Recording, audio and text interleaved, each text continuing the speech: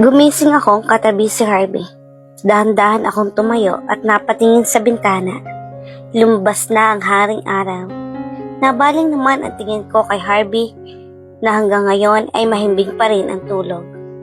Umalis na ako sa higaan at dumiretso ako sa malaking bintana na gawa sa salamin at makikita mo ang napakagandang view mula sa kwarto namin.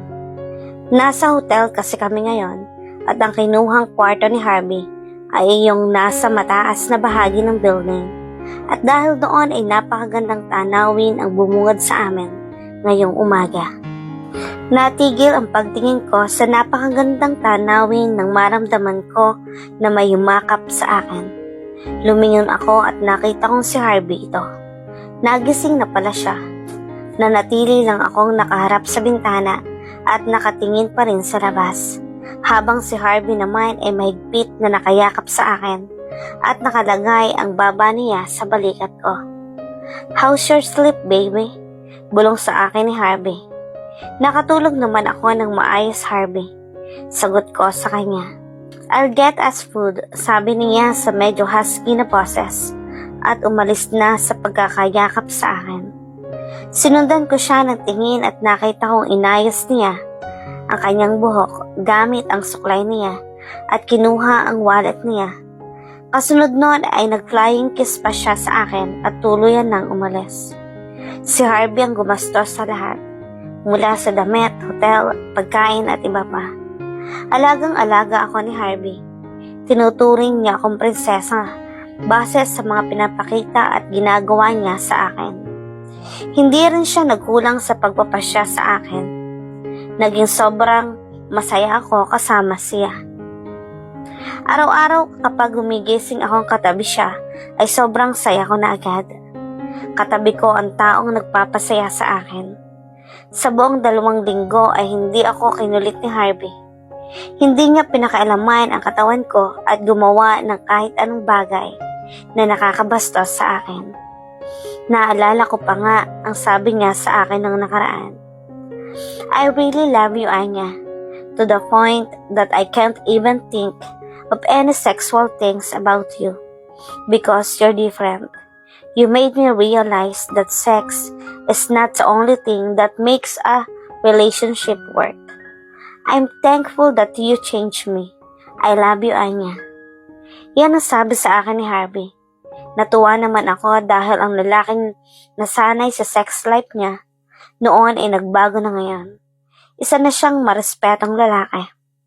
Natigil ako sa pag-iisip ng magagandang nangyari sa amin nang sumagi sa isip ko ang tungkol sa pag-aaral ko sa ibang bansa. Nakakainis. Ayaw ko na itong isipin pero ito pa talagang sumagi sa isip ko. Kung tutuusin ay dapat naghahanda na ako sa pag-alis ko. Hindi pa ako agad na mag-aaral doon pero kailangan ko nang asikasuhin ang mga papeles ko katulad ng passport at iba pa. Naiinis ako dahil hanggang ngayon hindi pa namin ito na pag-uusapan ni Harvey. Hindi kasi ako makahanap ng magandang tiyempo para sabihin sa kanya. Ayokong masira ang kasiyahan namin dahil lang sa sasabihin ko. Dahil lang sa maaaring pag-alis ko. Natatakot din akong sabihin iyon sa kanya dahil sigurado akong hindi siya papayag. Hindi siya papayag na aalis ako. Hindi ko na tuloy alam kung anong gagawin ko. Dati naman ay buo na ang desisyon ko na tanggapin ang scholarship at sa ibang bansa mag-aral. Pero ngayon ay may pumipigil sa akin. Nagulat ako dahil nag-ring ang telepono ko, kaya kinuha ko agad iyon at tiningnan kung sino ba ang tumatawag sa akin. Halos mapatalo naman ako nang makita ko kung sino ito. Si Ma'am ang guro ko. Hindi ko alam pero nanginginig ang kamay ko at sinagot ang tawag. "Hello, this is Teacher Daria. Gusto ko lang i-inform ka Anya na pumunta ka bukas ng umaga sa school para mapag-usapan natin yung tungkol sa scholarship mo sa ibang bansa at para maasikaso ko na rin ang mga kailangan mo." Mahinahon at mahinhin na saad sa akin ng guro ko. Napakagat naman ako sa labi ko at hindi ko malalaman kung ano ba ang dapat kong sabihin. Kinakabahan ako at walang pumapasok sa isip ko. Sige po ma'am, pupunta po ako bukas. Nanginginig pa ang boses ko nang sabihin ko iyon. At saka nga pala niya, I encourage you to grab the opportunity. Malaking tulong ito dahil sikat at mamahaling school ang papasukan mo. Oras na mag-graduate ka, ay maraming trabaho agad ang naghihintay sa'yo. Baka pag-agawan ka pa ng mga kumpanya. Mas lalo na akong kinabahan sa sinabi niya. Napansin niya atang kinakabahan ako dahil sa boses ko kanina. Mas lalo rin akong naguluhan kahit di ko alam ang dahilan. Don't be nervous. May panahon ka pa para makapag-isip. Dugtong pa naman ni Ma'am Daria. Gulong-gulo na ang utak ko. Opo ma'am, tanging sagot ko na lang at kasunod noon ay nagpaalam na kami sa isa't isa. Si Harvey ba at ang relasyon namin o ang pagkakataon ko para makapag-aral sa ibang bansa na matagal ko ng pangarap? Hindi ko namalaya na tumutulong na pala ang luha ko. Nagulat ako nang marinig ang pagbukas ng pinto, hudyat na nakarating na si Harvey. Pasimpleng pinunasan ko ang luha sa pisngi ko at inayos ang sarili ko. Lumingon ako sa kanya at nagkunwaring ayos lang ang lahat. Tumingin siya sa akin at nagsalita. May tumawag sa iyo. Tanong niya habang hinahanda ang pagkain sa lamesa. Napatingin naman ako sa sarili ko at hindi ko pa pala itinatabi ang telepono ko. Si Mama, maikling sagot ko at itinago ang telepono ko. Mahalagang hindi malaman ni Harvey ang tungkol sa scholarship ko sa ibang bansa. Hindi muna ngayon. Lumapit ako sa kanya at inayos niya ang upuan upang makaupo ako ng maayos. At kasunod noon ay hinalikan niya ako sa noo. Do you have a problem? Nakatingin siya sa akin habang kumakain. Inayos ko naman ang sarili ko dahil kanina pa pala akong nakatulala. Wala, kukuha lang ako ng tubig sa rep. Sabi ko at nagmamadaling tumayo at tumungo sa may lugar kung saan nasaan ang refrigerator. I have a plan to spend vacation in Cebu. Sasama kita kasama ang mama mo. Nagulat ako sa sinabi ni Harvey. Kaya nabitawan ko ang baso na hawak-hawak ko. Are you okay? Nag-aalalang tanong niya sa akin habang hawak ko ang baso. Ako naman ay walang emosyon sa mukha na tumango. Pinaupo niya muli ako sa upuan at siya na ang naglinis ng bubog. May problema ba, Anya? You act very strange. Saad sa akin ni Harvey habang hinihimas ang baso ko. Umiling naman ako. Hindi ako makapagsalita. Ang dami kong iniisip. We will leave the hotel at 12. I have to go first. Bibili lang ako ng pasalubong para sa mama mo. Sabi ni Harvey at hinalikan ako sa pisngi. Ngumiti naman ako ng pilit at tumango. Hinatid ko siya hanggang sa lobby ng hotel. Habang nasa loob ako ng elevator, paakyat ulit sa kwarto namin, ay may nag-text sa akin sa telepono ko. Reminder, tomorrow morning, pumunta ka sa school, Teacher Daria. Napahinga ako ng malalim. Sasabog na ang utak ko sa kaiisip. Sumasakit na ang ulo ko. Bumukas ang elevator at napatingin ako. Kung nasa ang palapag na ako, nasa ikawalong palapag pa lang. Nabaling ang tingin ko sa isang babae na pumasok at pamilyar ang mukha sa akin. Anya, andito ka pala. Anong ginagawa mo rito? Maligayang bati niya sa akin. Sa oras din na iyon ay napagtanto ko kung sino siya. Andito kasi yung nobyo ko. Nahihiyang sabi ko pa. Naks, oo nga pala. Nobyo mo si Harvey. Nangaasar na sabi niya sa akin na ikinamula ng pisngi ko. Tumigil ka nga, Atalia. Nag-init ang pisngi ko. Alam naman kasi ng buong school na nobyo ko si Harvey. Kahit hindi ko pa sinasagot si Harvey, ay akala nila ay nobyo ko na agad si Harvey. Kinikilig ka yata eh. Natatawang sabi niya. Sige na, huwag na nating pag-usapan ang nobyo mo. Namumula ka na. Diba, isa ka rin sa mga nabigyan ng scholarship? Tutuloy ka ba? Ako kasi tutuloy ko. Sayang din kasi iyon. Pag-iiba ni Atalia sa usapan namin. Bumalik na naman tuloy ako sa pag-iisip. At saka gusto kong maranasang makapag-aral sa ibang bansa. Baka sakaling doon ay may maging jowa ako. Nagbibirong sabi niya. Ikaw ay niya, itutuloy mo ba? Kung ako sa iyo ay ituloy mo na. Matalino ka at may magandang hinaharap na naghihintay sa iyo doon. Matutupad mo ang pangarap mo at pwede ka pang makapagtayo ng sarili mong kumpanya. Kung sakali, tuloy-tuloy lang si Atalia sa pagsasalita. Isang salita lang ang pumasok sa utak ko. Pangarap, pangarap, pangarap. Paulit-ulit na nag-e-echo sa utak ko. Anya, natigil ako sa pag-iisip na tawagin ako ni Atalia. Ngumiti naman ako sa kanya at kasabay nun ang paghinto ng elevator. Nagmamadaling nagpaalam ako sa kanya at tumakbo papunta sa kwarto namin ni Harvey. Ayokong malaman ni Harvey dahil hindi niya ako papayagan. Pero may parte sa puso ko na ayaw ko siyang iwan nang hindi alam kung ano ang dahilan. Anya, the door is open. Where are you? Nagulat ako nang marinig ko ang napakalakas na boses ni Harvey. I thought something bad happened to you. Naguguluhan ako sa sinabi niya. Bakit naman? Anong meron? Nagugulumihanan kong tanong. The door is open. Akala ko may ibang pumasok. Bakit ba kasi nakabukas ang pinto? Nakalimutan ko yatang isarado kanina. Pasensya na. Sabi ko habang napakamot sa noo ko. Siguro dahil sa pag-iisip ko ay hindi ko na napansin na hindi ko pala naisara iyon. Oo nga pala, bakit ka bumalik? May nakalimutan ka ba? Balik na tanong ko sa kanya dahil kaalis lamang niya kanina tapos nandito na siya agad. I forgot my phone. Sabi niya at kasunod nun ay hinanap na niya ang telepono. Nang mahanap niya iyon ay agad na ulit siyang umalis. Pagkaalis naman niya ay naisipan ko ng maligo dahil ilang oras na lang ay aalis na kami. Tumungo na ako sa banyo at nagsimulang maligo.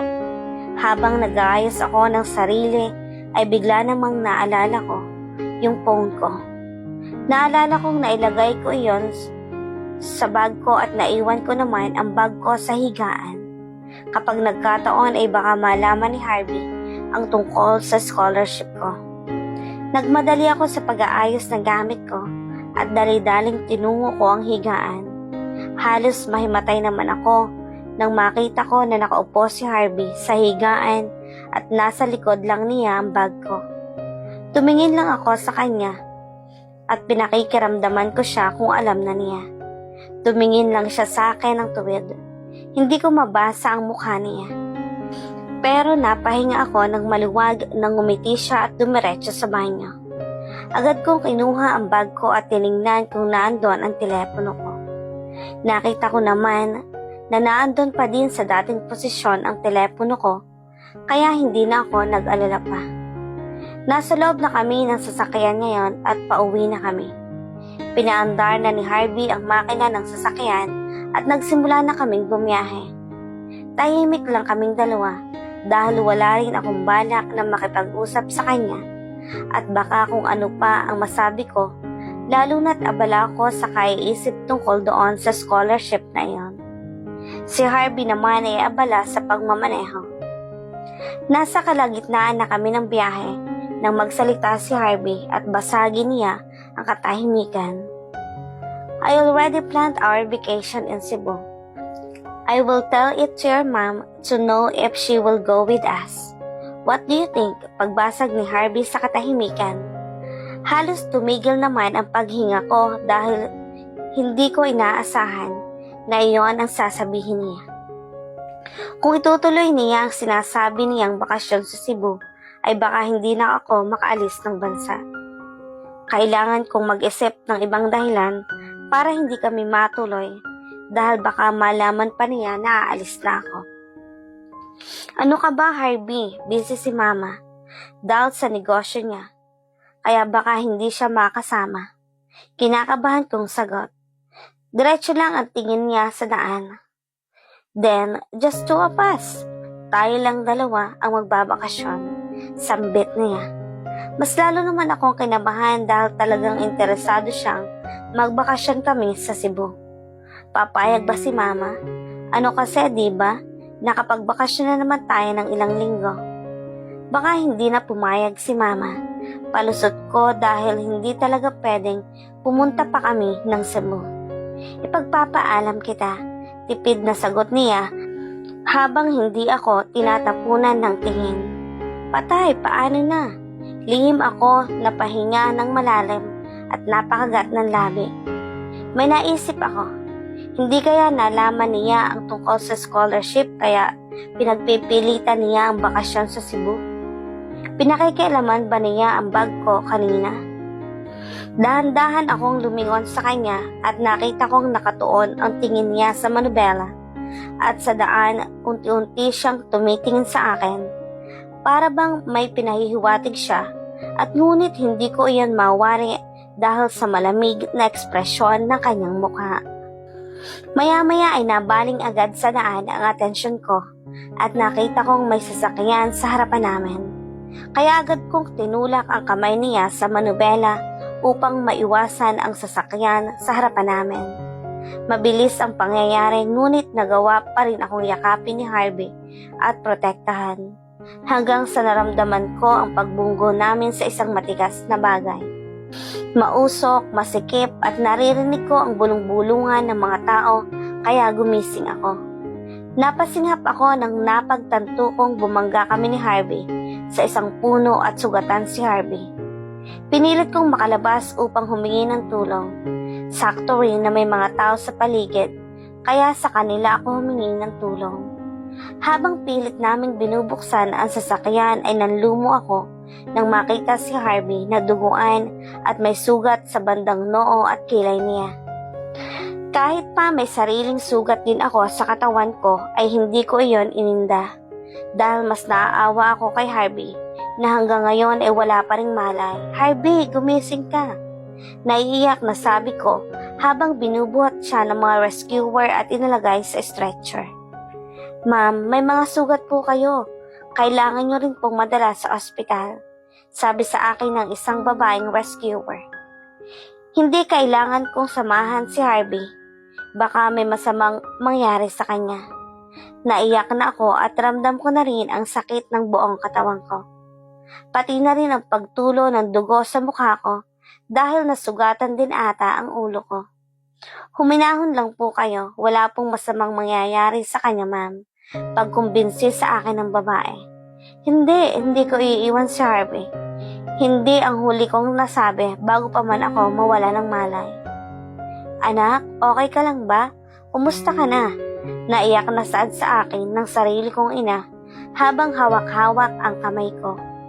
Mama, nagsimula nang lumabo ang mga mata ko dahil sa luhang naipon sa mga mata ko. Si Harvey, asan po siya? Sa puntong iyon ay tuluyan ang pumatak ang luha ko. Hindi ko pa alam kung anong balita sa kanya pero okay lang siya, anak. Magpalakas ka para mapuntahan na natin siya. Bibili lang ako ng kape, maiwan muna kita saglit niya. Pagpapaalam sa akin ni Mama at lumabas ng pinto. Biglang nagbalik sa akin ang mga pangyayari kahapon. Ang mukha ni Harvey at kung paano niya ako niyakap at protektahan. Pati na rin ang kondisyon niya bago pa siya maisugod sa ospital. Duguan siya at natatakpan ng sarili niyang dugo ang mukha niya. Kumirot ang puso ko. Ayokong may masamang nangyari kay Harvey. Sana ayos lang ang kalagayan niya. Anya, narinig kong boses ng isang babae. Nagtaka naman ako kung sino iyon kaya agad ko itong nilingon. Lumaki ang mata ko nang malaman kong ma'am ito ni Harvey, kasama rin ang kapatid ni Harvey. Ate Anya, how are you? Tanong sa akin ng kapatid ni Harvey. Tumango naman ako at tumingin kay ma'am. Sobrang lungkot ng mukha niya at tila sobrang nag-aalala siya. Hindi lang siya kay Harvey nag-aalala, pati na rin sa akin. Kumusta na po si Harvey, ma'am? Hindi ko mapigilang kabahan sa magiging sagot niya dahil oras na may mangyari kay Harvey ay hindi ko mapapatawad ang sarili ko. Soft tissue and head injuries lang naman ang tinamo ni Harvey. Pero inuobserbahan pa siya. Mahinang sabi ni ma'am, kahit papaano ay lumuwag ang paghinga ko. Pero hindi ko pa rin maiwasan ang mag-alala. Hanggat hindi ko siya nakikita, hindi ako mapapanatag. Narinig namin ang pagbukas ng pinto kaya sabay kaming napatingin doon ang mama ko. Anya yung sa scholarship. Naputol ang sasabihin ng mama ko nang makita niya ang ibang tao. Hindi pa nga pala kilala ni mama ang pamilya nila Harvey, kaya pinakilala ko sila kay mama. Ma, gusto kong puntahan si Harvey. Pag mamakaawa ko kay nanay. Hindi ako mapakali. Gusto ko nang makita si Harvey. Gusto kong ako mismo ang makakita ng kalagayan niya. Nagkatinginan ang nanay ko at ang nanay ni Harvey at kasunod noon ay tumango si mama. Samahan mo nga ang ate Anya mo sa room ng kuya mo, sabi ni ma'am. Nasa pasilyo pa lang kami ng ospital ay nanunubig na ang mga mata ko kahit hindi pa naman ako nakatayo at nakaupo pa lang ako sa wheelchair ay nangihina pa rin ang tuhod ko. Nakarating na kami sa silid ni Harvey. Nanginginig ang mga kamay ko habang ang kapatid naman ni Harvey ay nagbukas ng pinto. Oras na nabuksan ang pinto ay tuluyan ng tumulo ang luha ko. Kawawa ang lagay ni Harvey. Ang dami niyang sugat at may benda ang noo at ulo niya. Nang makalapit kami sa kanya ay gumalaw ang kamay niya, kaya nagulat kami ng kapatid niya. Lumapit pa kami at nandito ako sa tabi niya ngayon. Hawak-hawak ko ang kamay niya at patuloy na umiiyak. Ayokong ganito ang kalagayan ni Harvey. Napasinghap ako nang gumalaw ang ulo niya at humarap sa direksyon ko. Don't cry, biglang sabi ni Harvey. Kasunod noon ay ang pagdilat ng mga mata niya. Napatayo ako kahit masakit ang katawan ko at hinalikan siya. Dumating na sa silid ni Harvey sila mama at ang mom niya. Napukaw ni mama ang atensyon ko dahil sininyasan niya ako. Ilang minuto pa ang nakaraan ay lumapit na siya sa akin at sabay kaming nagpaalam sa pamilya ni Harvey at bumalik sa silid namin.